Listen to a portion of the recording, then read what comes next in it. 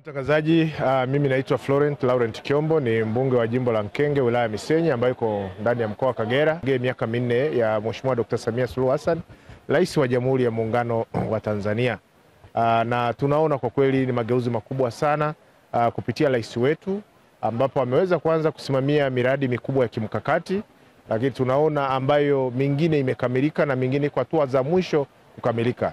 Lakini iliyokamilika tukiangalia kwa mfano bwawa la Mwalimu Julius Nyerere ambao tunapata megawati almost 2115, na tumeona sasa taifa linaweza kuzalisha zaidi ya megawati 4031, ambapo tunaona tunapokuwa na miradi ya kusambaza umeme katika vijiji vyote nchini Tanzania, tunaona vijiji vyote 12318 vyote vimepata umeme. Lakini tunaona sasa umeme unaendelea kusambaa kwenye vitongoji, na tunao mradi wa vitongoji 9000 ambao unaendelea kwa sasa. Tunaona ni mageuzi makubwa na wananchi wetu kwa kweli kila maeneo wameweza kupata umeme, na pale ambapo umeme hujafika tunaendelea kusambaza umeme. Ni kazi kubwa kwa kweli, ni mageuzi makubwa, na kama mnavyoona nishati ya umeme sasa imekuwa kama ni mahitaji yale ya msingi, kama tunavyohitaji huduma za afya na huduma za lishe na huduma zingine. Lakini tunaona miundombinu ya barabara, tumeona mageuzi makubwa katika upande wa miundombinu ya barabara ambazo zinasimamiwa na taasisi mbili, TARURA na TANROADS. Tunaona viwango vya barabara za lami zimeongezeka, lakini viwango vya barabara ambazo zimejengwa kiwango cha changarawe kutoka kwenye udongo nazo zimeongezeka maradufu, na tunaona sasa zinaweza kupitika katika kipindi kirefu cha mwaka katika mvua na katika jua.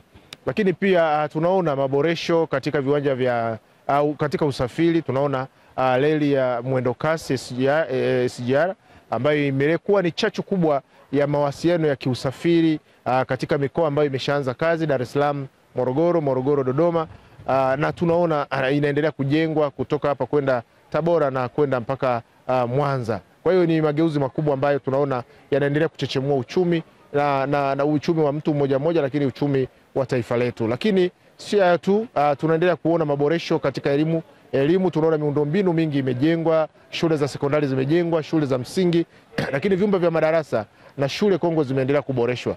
Ni mambo ambayo kwa kweli katika kipindi hiki cha miaka minne ni kazi kubwa imefanyika. Lakini sio tu, tuangalie upande wa afya. Tunaona hospitali zaidi ya 64 zimejengwa, lakini tunaona zahanati, vituo vya afya vimeendelea kujengwa katika maeneo yetu mbalimbali, na wananchi wanaendelea kupata huduma na vifaa tiba vimepelekwa kule. Lakini sio hili tu, hata wataalamu wetu katika ngazi za afya, madaktari, manesi na wahudumu mbalimbali wameendelea kupelekwa pale. Kwa hiyo tunaona na ajira zinaendelea kuongezwa, walimu wanaajiriwa japo hawajatosha, lakini tunaona juhudi kubwa kwa kweli zinafanyika. Kwa hiyo kwa hayo machache, lakini tunaona kazi kubwa ya Mheshimiwa Dr. Samia Suluhu Hassan.